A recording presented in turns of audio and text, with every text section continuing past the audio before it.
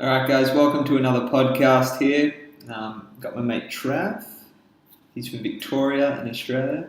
Actually, I don't know where he's from originally, but we'll get into that into the podcast. I'm recording this before the podcast, so we're ideally going to go into any topic that sort of just flows on from that, but this is my first interview with the Powerplant podcast, so nice and exciting. As you can see, I'm on the toilet in a quiet room because there's exhaust fans going on outside. So hopefully the audio's okay. Let me know what you think about it. Still working as the paramedic? Yeah, still working up in Swan Hill. That's going all right. Just had some recent changes with pay rates and stuff like that, which is good. That's good. We've gone from being some of the lowest paid paramedics in Australia to one of the highest. Oh, okay. So makes it a bit easier to save up money and the ambition of travelling, I suppose. Yeah, it's pretty good. You're still planning on going to? I'm good. I've been in Hong Kong for the last 4 months, and at a kindergarten now working. It's Monday to Saturday. Our schedule isn't full, but it's pretty hectic work. Like you've got to have a lot of energy to deal with the parents and the kids, keep them entertained and stuff. But yeah, it's a nice place. The weather's pretty good. Even in like the coldest days in winter, it's still sort of t-shirt for most of the day. And there's plenty of running out here. I've been doing heaps of running. I did a race on Christmas Day. That was like my first race in 6 years since high school. And you won it? Yeah, I won it. It was great. Nice, man. What was the distance? 10K. 10K, what time? You get 30? Yeah, 32. It was about 32:03, I think. Really? What's your best? That's my PB, so that was happy days there. Merry Christmas to everyone. Yeah, geez. So have you been training heaps, or were you just in good form there? Nah, training heaps. So about 105 Ks on average a week, and a couple of double run days. Tuesdays and Thursdays are 2 run days, so workout in the morning, workout in the afternoon. What weight are you at, and where were you 6 months ago? It's probably like 1 or 2 kilos less, but it's still around 70 or 69. Yeah. It seems to be a good weight. I mean, I've been wanting to sort of go down low and then see if performance increases, but I struggle a bit to get much lower than that. Yeah. But yeah, what are you've been on the bike a bit, but you've sort of eased off recently, or just not putting it on Strava as much? No, I've just been taking it easy all around, pretty much, for exercise. I'm still riding to work, but that's only like a 5K round trip. Yeah. But other than that, I've just been relaxing. Lots of reading, getting into politics, lots of religion, that sort of stuff. And just been giving the body a rest. It's been good. I just don't have any motivation to just get out on the bike now. Like I would if I was living in a different area or other people around, but I'm just a bit sick of it. That's all right. You've got to explore new things. Yeah. So do you think you want to find a balance sort of thing in terms of getting a bit more exercise in, but also sustaining the reading and stuff? Yeah, I'm trying to get. Yeah, it would be good because when I don't exercise, I definitely do feel different, and I've even started to drink some coffee, but that just does not agree with me at all. Okay. Because I can't help it. I have one, and then 2 days later I'll be having 2 a day, and I'm just like, you've got to stop because then it interrupts my sleep patterns. Yeah. And if you're not used to coffee, the noradrenaline and all the other stuff that your body releases after drinking, it just makes you angry. Like I found it helpful to a degree of staying mentally alert, so you can read your books and concentrate and stuff like that. But then, other than that, I was on edge. So I'm not saying I've given up coffee, but I haven't had one for a week or two, and I'm just I just got to watch it and try and get a bit more of a balance between, exercising the mind with books and listening to debates on podcasts or YouTube, exercising as well. I sort of full balance there.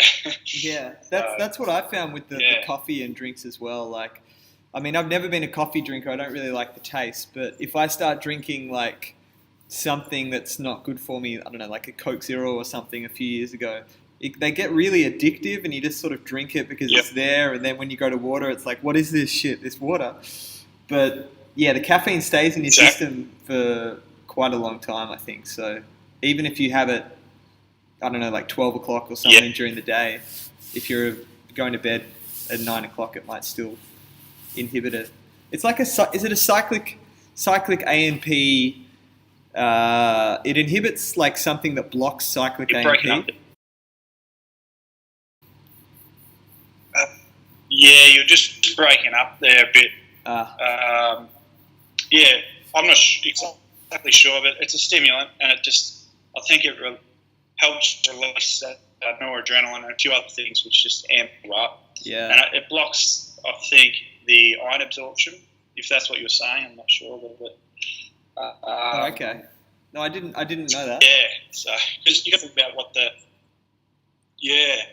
So its main purpose is a pesticide for the plant, for insects, which are quite a lot smaller than humans, obviously. So then, when humans get it, it doesn't sort of kill them; it just gives them a bit of a buzz, which is what it drinks coffee for. Let's be honest. So that makes sense. So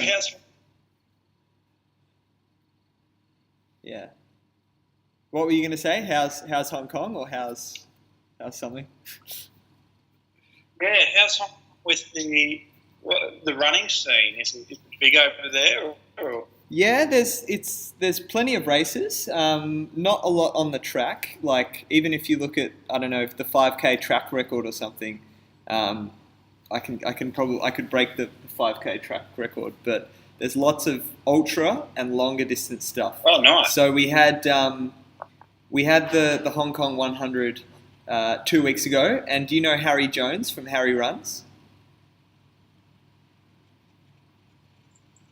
Yeah, I've met Harry, absolute legend. Love the guy. He's great dude. Yeah, he went in that race, and I went up to the top of the mountain. It's about 20 k's from my house, and I saw the end of the race, and he came in 8th, which was great.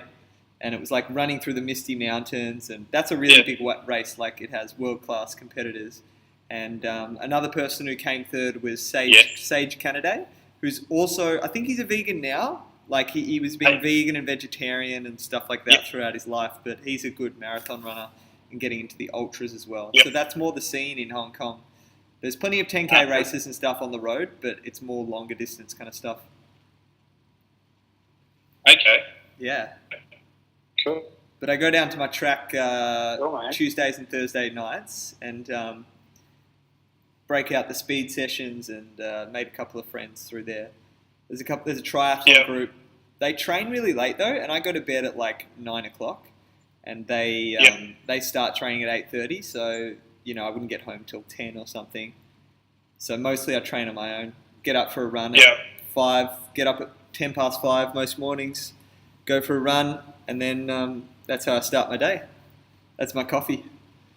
Oh, nice. That's the best way to do it. Yeah. I've got a friend that's in Hong Kong at the moment. So So she's vegan. I think she does something with travelling or something. But I'll message her. Oh, cool. So it'll be good. There's actually a Hong Kong vegan Facebook page, and it's got like 2,000 members or something. So there's definitely a couple of vegans out here. Yeah, sweet. Yeah. How's the food, mate? I cook all my own food. I got a rice cooker, so I'm pretty much a one-pot specialist. I've been living off Chinese cabbage, rice, broccoli, and whatever else I can find.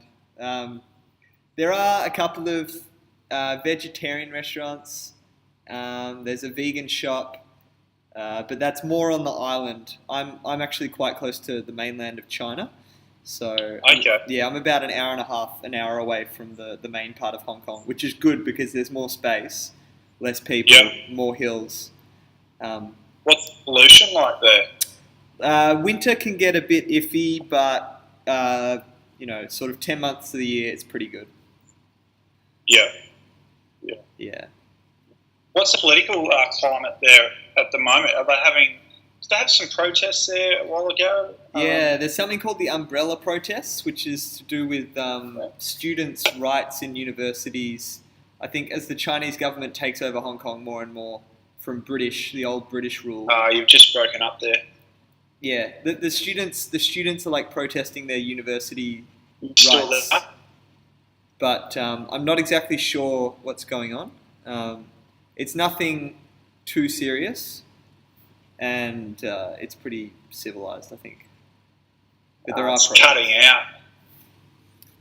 How is it now? Can you check? You there? Yeah, I'm here. Hello? Yeah, sorry, man. It was cutting out. Something about the umbrella protests. Yeah. The students are protesting something about their university rights. It might be the fees or access to schools or something. As mainland China takes over more of Hong Kong, like from British rule, the handover was in 1997, and they've got sort of 50 years of we're not going to do that much, but China's starting to change things a bit. Yeah. Ah, cool, man. But it's pretty quiet. It's very, very safe. Like, you walk the streets at night, no problem. People are very family focused. It's very money and family oriented. So I feel like it might be harder to get to know people through that compared to maybe friendly people in other countries I've experienced. But maybe I'm too busy or not trying hard enough to make new friends. Yeah. How's your Chinese coming along? No, they speak Cantonese here, and my Cantonese is terrible. My Mandarin is okay because of China last year and this year, but it's a different language. Yeah.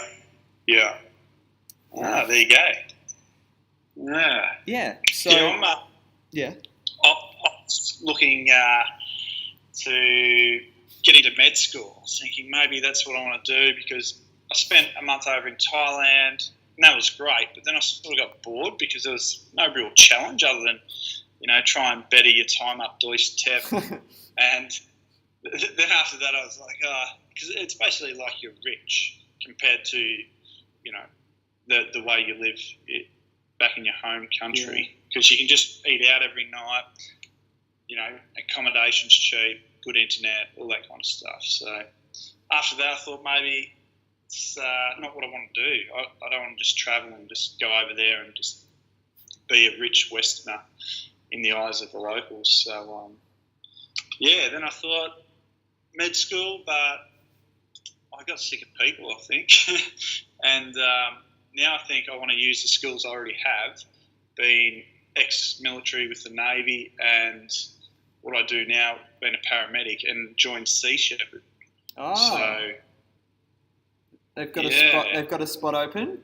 So if you worked on the ship, how would you apply your skill set to support Sea Shepherd and the sort of conservation movement?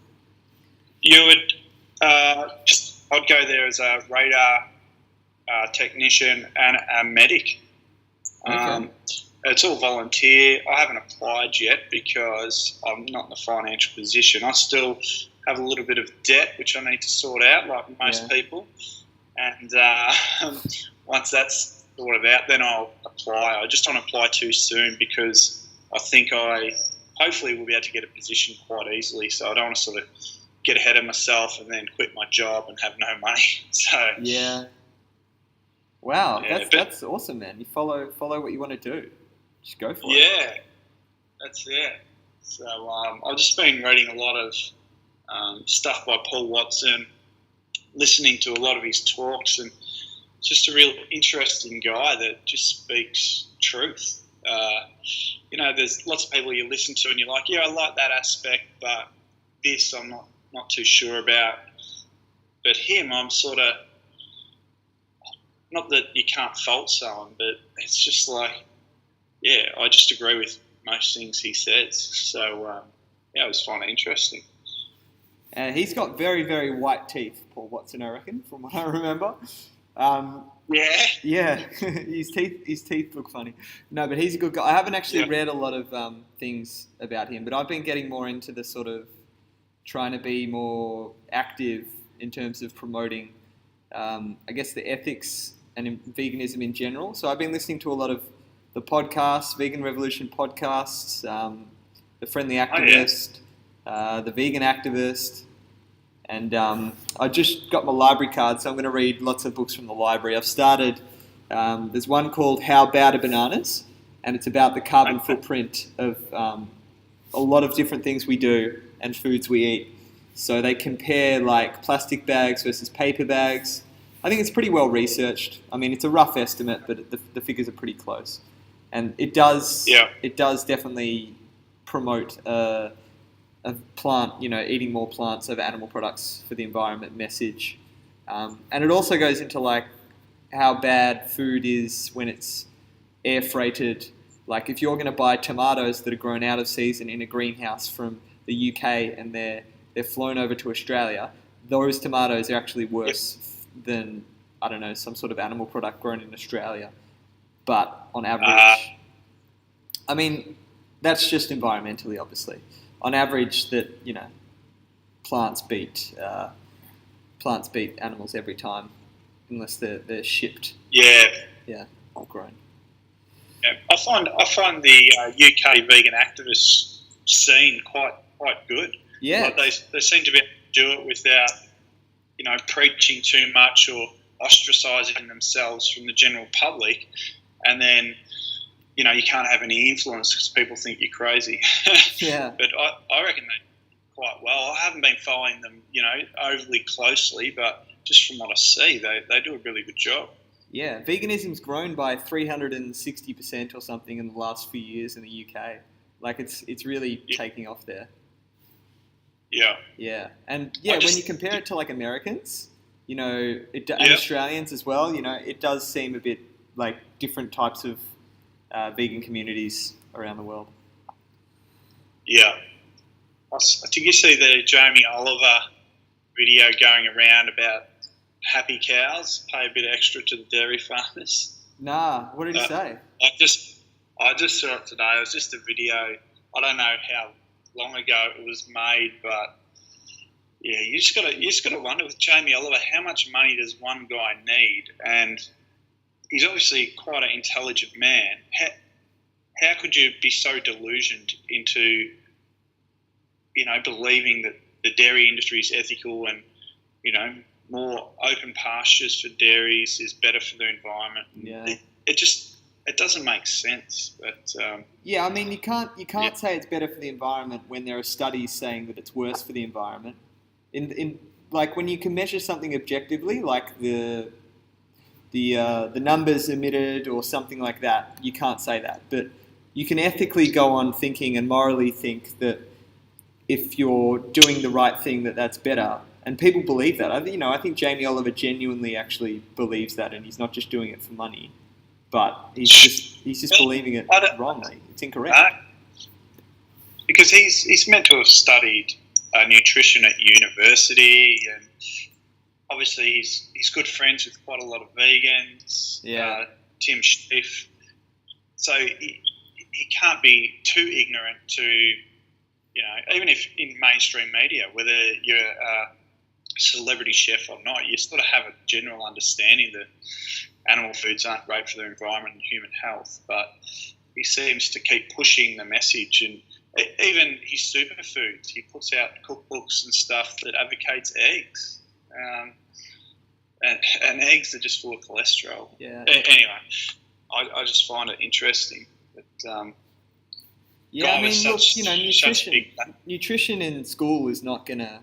You've got to have a vegan mind to take on nutrition from a vegan point of view, because they're not going to give you anything other than the five different portion sections of what you have on your plate that includes a meat and dairy. And although it's getting smaller and smaller, it's still there.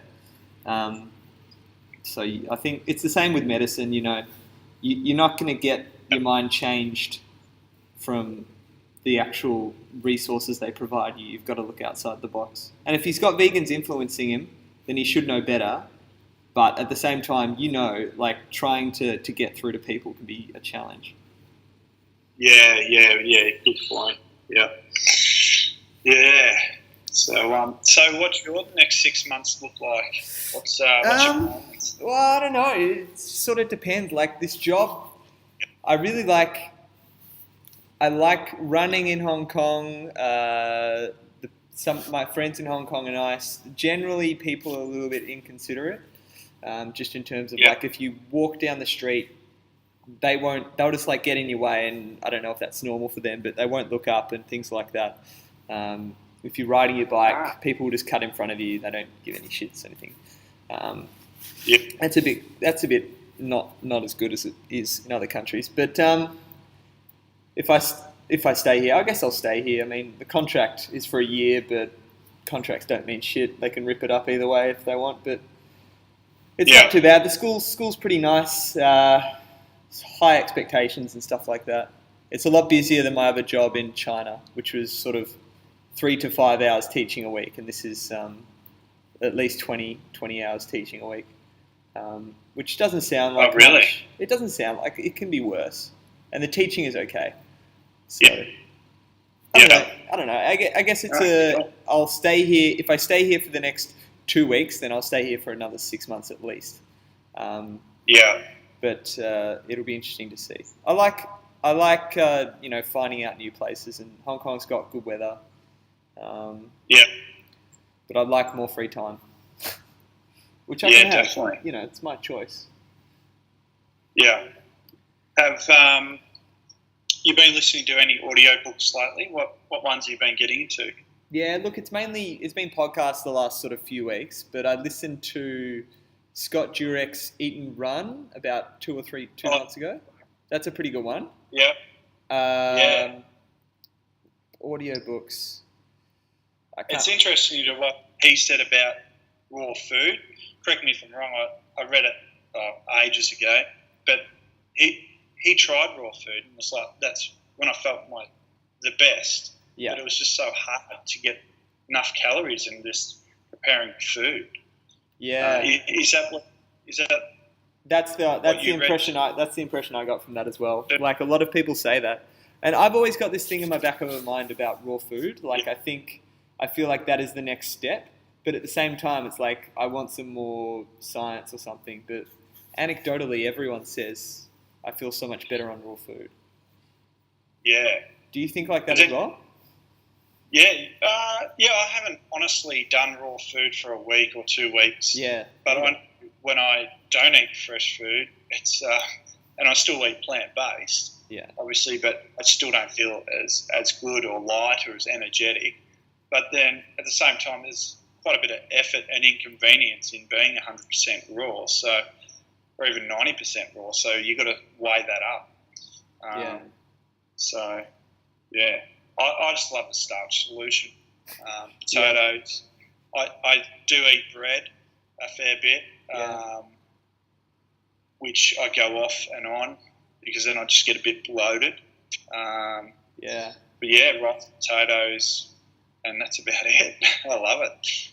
Yeah, I mean, that's one thing when you eat, plant-based, is that you notice the effects of the foods on your body a lot more, I think. Because you know the good, you know the highs, and so then when you dip into a low and you have a vegan cheesecake or a big loaf of bread, then you can feel the puffiness coming up the next day. Luckily, bread's not a thing over here, which is good. Because all the bread has eggs, and it's all got eggs and milk in it, so it's like a cake or something. It's not, Yeah. Is there many fat people over there? The younger are getting fatter, but in general they're a lot slimmer over here. Yeah. But the Western diet is definitely creeping into the lifestyle, and wealthy people. There's actually quite a bit of money in Hong Kong, and it's seen as successful if you have an expensive meal with a lobster or steak, and they go wow, post a picture on Instagram. It's a very, very, very materialistic and status, like climb the ladder environment. Yeah. Pretentious. Yeah, pretentious. Yeah. That's it. I was just recently eating back at what's that? Where we ate first time. Not Crossroads. Is it Crossroads? Yeah, Crossways. I love that place. Yeah. How was that? I get down to great, mate. I just love the whole vibe and all you can eat. Yeah. And it's just good company. And I love getting down to Melbourne and just eating good quality food because we don't have much or any vegan sort of restaurants here in Swan Hill, small country town. But something I miss. Yeah, I love those little restaurants, and they do have good vibes to them. They don't have as many out here, but they are around. I mean, it's growing everywhere around the world. I'd like to go to a place like Israel or something where it's sort of 10 to 15% of the population, and apparently if there's not a vegan option on the menu, that's like really strange. Oh wow! Yeah. Gary Yourofsky's gone crazy. Yeah, I was just about to mention. Pretty impressive impact he's had. Yeah, it's like all hail Lord Gary Yourofsky and his logical arguments. Yeah. That's it. Yeah. He's not doing as much activism now, is he? I think people get burned out really because it's so much passion. Like if you put your whole time into it, it's sort of like Emily from Bite Size Vegan. I feel like that she's gone for a bit long. Oh, I don't know if she's gone for longer, but it's been more recent.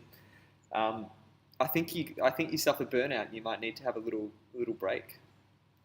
Yeah, definitely. It's even like that, watching documentaries and stuff like that.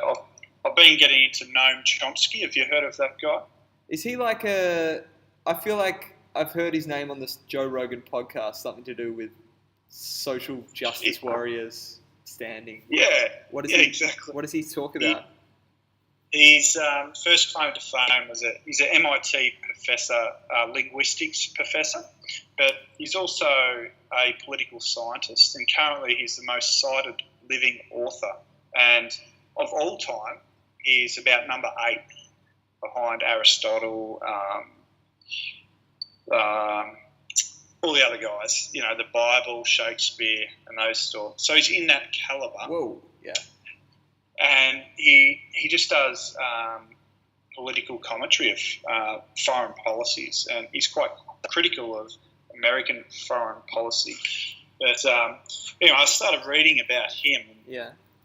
It just blows your mind about the dominance of American foreign policy post World War II, where they were a superpower that had unprecedented power compared to any other time in history. Like, they're so dominant. And from that, they decided to be kind of anti-democracy. So all the other countries that had resources, etc., they, through whatever means, tried to dissuade the public or the country in becoming a democracy, because as soon as they were democratized, then the people of the nation would hold the government to account to try and get as much of that resources or their income for their own people. So it was in the best interest of the US to fund sort of harsh dictators and, import weapons to the opposition and overthrow governments. So then they could have a destabilised government and then get their US corporations in there. And then they wouldn't have to pay the country that much, and then they could just, take all the resources. And that's what happened in Central America and all of that. So I've been reading a bit about that. And then you look at the foreign policy of Australia in regards to East Timor in 1975. Have you heard of the Balibo Five, the reporters? No. So what happened is in 1975, East Timor, little country off the top of Australia, on the eastern side of sort of Indonesia, they were a Portuguese colony, and they got independence. And then 9 days later, Indonesia invaded, Okay. And this invasion wiped out a third of the East Timor's population. Shit. And what happened was the US and Britain basically provided weapons for the Indonesian government, who's a really bad dictator called Suharto. Okay. And he only just recently died in the last sort of 10 years. But Australian journalists went over to document the Indonesian invasion of East Timor, and it was meant to, not be widely publicised in the Western media. And so the Indonesians, they just killed these 5 journalists. And they thought they would be protected, but they weren't. And the Australian government knew all about it, wasn't reported. A journalist actually went over to investigate the deaths of these 5 Australians and report on the East Timor invasion. And he actually got killed on the docks of Dili, which was East Timor's capital. And nothing was reported. And these are the things you don't learn about at high school, No. or Aboriginal history, where pretty much all of the Aboriginals in Tasmania were wiped out. The first genocide in Australian history. Yeah. And you don't learn about that in high school, and it's just sort of. It's too prickly for them. It's too prickly. Yeah. They can't put it in the curriculum. And then when you learn about this, you sort of you get a bit down. You're like, oh crap, Not that I've been a part of it, but I've sort of been fooled into just thinking that the Western industrialised countries are actually concerned about democratising the smaller nations and the third world, but it's exactly the opposite. They're concerned about destabilising governments to then take all their wealth, their resources, and that's what happened. But so do you think it's a case of like governments just trying to keep people ignorant so that they can have other distractions or something in their lives instead of rising up against them? Do you think people would actually take action if they all knew about this? Yeah. So I've only just started reading Chomsky, the work by Chomsky, but he sort of describes it as in the governments work for the people. So whatever the people want or demand, whatever the people demand, the governments have to enact so the governments aren't necessarily the problem. The problem is the major corporations who they're international, so they're beyond the law and they're immortal. So they have rights that are beyond and exceeding that of humans, and they're the things that people should be upset about, not necessarily the governments, but then the people that own the corporations have big invested interests and they own the media, and then they dictate public opinion. Yeah. And, as long as people are entertained enough, whether it's through reality TV or sports or having, sort of irrelevant, less meaningful discussions, but very vocally, people don't care about what's going on. 200,000 people get murdered in East Timor, and that includes 5 Australians, and you don't hear anything of it. And it wasn't, I think this movie came out, it was an independent film made, and it was Melbourne Film Festival. It was 2010. And then after that, the sort of story broke a little bit and it's become a little bit more mainstream. But beyond that, not too many people know about it. So it's sort of... Yeah, I haven't heard anything about this. Not that I'm into history or politics too much. I know a little bit about sort of Aboriginal history in terms of I'd heard of the Tasmanian genocide and, like the stolen generation. They leak out a little bit to you, but there's no real detail about I'm sure all the atrocities that have happened, sort of ancient history. I know that the Indigenous people of Australia didn't record like written stuff. They like in terms of when the Europeans or whoever first arrived in Australia, when they arrived, they were very underdeveloped compared to the other sort of tribes or local communities of the world. There was no written language, I don't think. Was there a written language? I'm not sure about that because I think it depends on which. Like, there's so many different languages. Yeah, there's over 100 or so, and it varied. But I think they were quite advanced in certain things of agriculture. That in mainstream, you sort of get led to believe certain things, but then if you research it, which I haven't, but I've heard about a few people that have, and they sort of suspect that it hasn't always been based on facts, you know.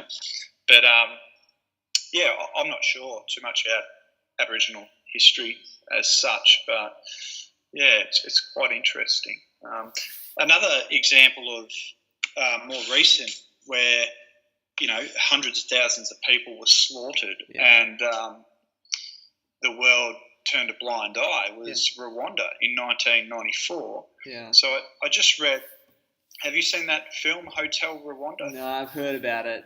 I haven't seen it. Yeah, check it out. It's on YouTube. But what got me onto it was I was reading a book called Emergency Sex and Other Desperate Measures, and it's written by 3 UN foreign aid workers. It's a really cool book. But they talk about their work, working for the United Nations in Cambodia after the Khmer Rouge, in Haiti for a little bit,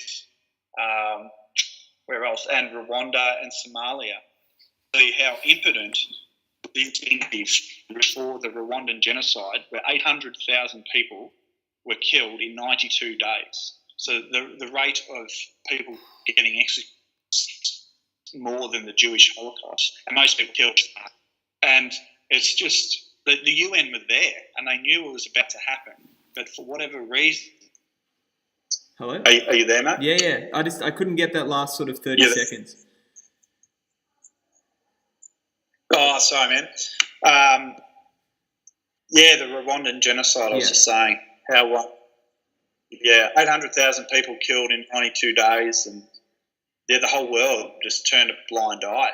And the United Nations were there, ready to act, but they were forced to pull out due to whatever reasons. And the head of the army, the United Nations forces, he's written books about it, and I think he's had breakdowns about it and stuff like that because he feels so guilty. Yeah. No, we don't hear about it. And I think that's something that maybe Syria or that could sort of evolve into that if we're not careful. There can be future genocides without people stepping in. Didn't Obama said Rwanda wouldn't happen again under like my rule, or the United States will make sure that never happens again, or something like that. And I feel like that could be happening in Syria, around that area, like now, without knowing. I don't know enough about Middle Eastern politics, but what I do know, or what I suspect, is that the United States won't do anything against their own best interests, which is controlling the oil. And, you know, it's so easy to overthrow a government if you've got the economic might to put sanctions on countries and the, CIA or whoever to go and fund the opposition. Say if you're the democratically elected leader of Australia, then if I'm critical of you and I want your head on a plate, then all that any opposition needs to do, if they've got the means, is give me weapons. And if I'm charismatic and I can talk the talk and get people to follow me, then I'll overthrow you. And that's how dictators are put into power. So then corporations can then go and take all the resources of that country and then keep the masses of that country oppressed. Which is great for corporations, international corporations, but bad for the people and bad for democracy and freedom. I mean, you said you've lost a bit of is it empathy towards people, or are you realizing people are just doing more and more bad things? So how do you approach people on a individual sort of basis, day to day? This is sort of a completely different topic. So with the medical industry, sometimes it can be a little bit frustrating dealing with people, in the sense that some people, they don't want solutions. And so I just feel that I would be more happy to help animals that don't have a voice and don't have an option in helping themselves. Yeah. Whereas some people, they have illnesses and diseases, but for whatever reasons, whether it's subconscious or they've made a conscious, informed decision, they choose to do something which is against their best interest in regards to their health, and then expect other people to pick up the pieces in the medical industry. Yeah. So you don't think we know corporations sort of control the world, and some of us might be trying to make our own statements by not buying this or supporting that with your dollar. Do you think most people understand that and they're okay with it, and that's why it continues to happen? Or is it that they're too powerful and we can't do anything to stop it? How would you go about, fixing the world from bringing down that corporations into a more, egalitarian sense of the world? Yeah, good question. I'm not sure. I think the first is just education. I think one of the best things you can probably do is throw out your TV and just read things that are sort of, they're validated sources, but they're not mainstream. Like, there's some crazy stuff you can read on the internet. The world is flat and other unscientific things like that. So you've got to be careful about what you read and what you consider to be true. But at the same time, there's a lot of things out there that aren't in the mainstream media, and they're legit. And the way I sort of work it out is, if one person who's a doctor is telling me type 2 diabetes is 100% reversible if you reduce your fat intake to less than 10% of your calories. Yeah. And another doctor is saying the exact same thing, and these doctors don't know each other. They don't have any invested interest. They're not selling a supplement. Yeah. And then I speak to people who have followed their advice, and all of this sort of adds up. The theory, the practical side, then I consider, well, okay, maybe it's true, So just read books or, watch documentaries and go from there. Well, that could be a good argument for like the whole raw food thing, because you hear so many people say, "Oh, I feel great on raw food," but there's not really a lot of science other than perhaps eating less is good for you in terms of calorie restricting and longevity to an extent. So maybe there's something in that. I don't know. It's always playing on my mind, like eating more fruits and vegetables. But yeah, you've got to be able to cut through the bullshit, don't you? Because there's the Merchants of Doubt. Is that a book or a documentary? I know what it's about, but I haven't seen it. It's both. So there's a guy, a female, Naomi. I forget her last name, but she wrote a book about these people that basically the whole purpose is to put doubt on scientific claims. Yeah. Then at the expense of the general public, but to make profits, and whether it's to do with acid rain and or global warming or tobacco industry or fire retardants in the US, which they've also used. But yeah, it's a really good documentary as well as a book. The book's pretty heavy. I've started listening to an audiobook, but it's quite scientific, and I don't know whether it's not something I'll read all the time. Okay. Yeah. And that basically just says that if you put the public in a space of doubt, then you can just sort of dictate what they choose, or you can get them to buy into something that otherwise might be, clearly wrong if there's just a bit of doubt around it. Yeah, exactly. Like it's basically making science impotent in not creating policy change by swaying the public that it's not resolved, because it's like cigarette smoking and tobacco.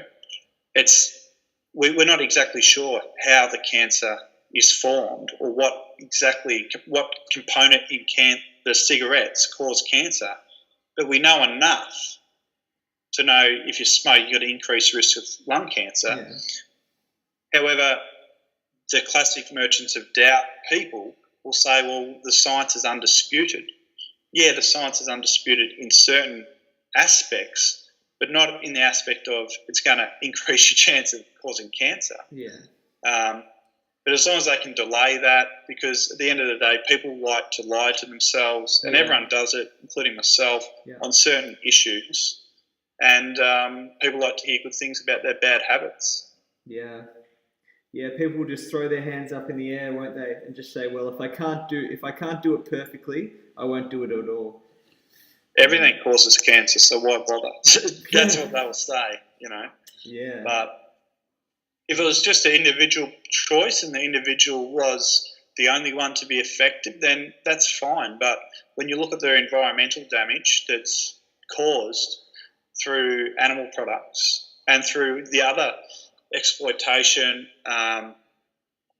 so the human element of suffering, heart disease is number one killer. Everyone knows that you can not everyone knows, but you can reverse heart disease through a whole plant-based diet. It's the only diet that's proved through a coronary angiogram, so X-ray of the blood vessels of the heart, that reverse when you have a whole food plant-based diet. Yeah. But you won't ever be told that when you go to your doctor, because the whole institution, medical institution and everything is set up for the Western approach, which is, stents and bypasses and anti-hypertension medication, cholesterol lowering medication. Yeah. But, shout outs to Cordwell Esselstyn.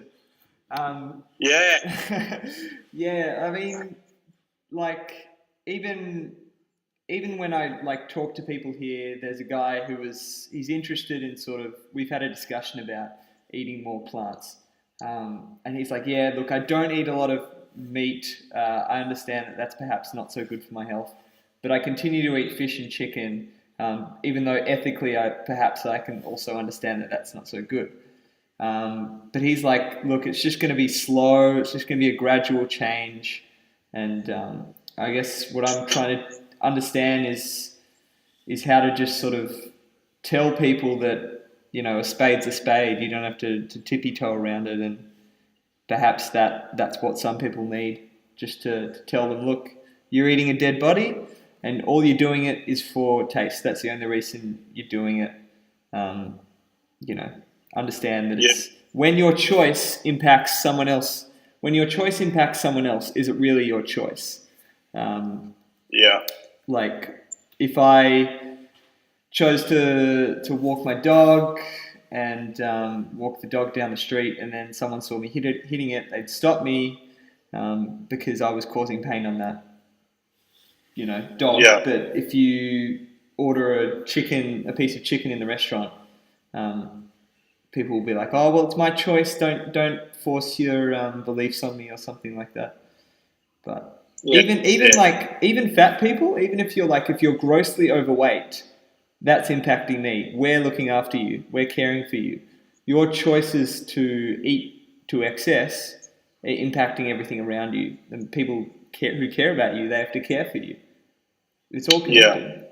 Yeah. And so, I mean, I'm for one not being harsh on people, but you've just got to tell them like it is and don't hold back. Yeah.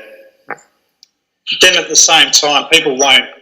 When people are ready, they'll they'll change, but yet there's nothing you can do. But you just want to be true to yourself, and if that means your approach of telling it how it is, and that suits you, and other people will have different approaches, which is good, because not only does the environment need diversity, but so does everything, including the vegan movement or whatever you want to call it. But different approaches work for different people. Yeah. If everyone was the same, then one approach might work, but it won't. Different angles hit all the muscles. That's it, man. But yeah. All right. So, well, cool, Trav. Do you want to? We'll end it up here. Yeah, man. I'll give you a quick text, and I'll pass on these details of this friend. Yeah, please do. So that'll be good. All right, but thanks, Oscar. No worries, Trav. Thank you very much for having a chat. Sounds good. All right. Catch you later, mate. Cheers, mate. Bye. See ya. Bye. All right, so that was Trav. I hope you enjoyed that.